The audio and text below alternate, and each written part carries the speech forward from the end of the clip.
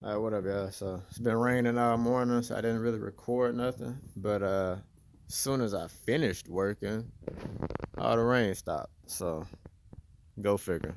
But anyway, I did this light bar on Yukon, so I'm gonna start putting some pictures up for that.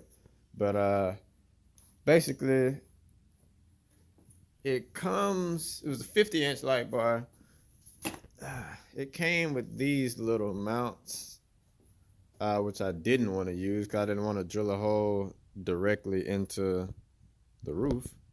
So I ordered some windshield mounts, and they're supposed to fit a 50-inch light bar.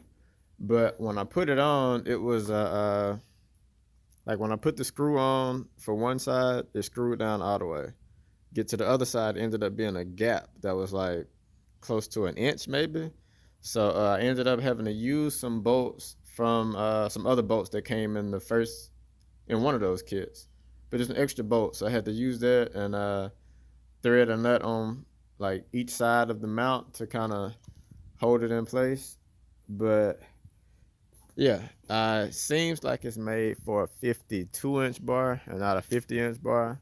But if you got enough stuff with you, you can make it work. If you got a longer bolt, uh, but yeah, that was a job. So I missed recording all of that because it was raining. So I was back and forth out here in the garage. So yeah, I couldn't really record much, but got it done. So this is another project. Don't say the color on there, cold, but got a wrap coming up. So I guess I'm wrapping cars now. I'm 2 cars in, so this is car number 3. But it'll be wrapped sometime. I think I might start next week or the week after.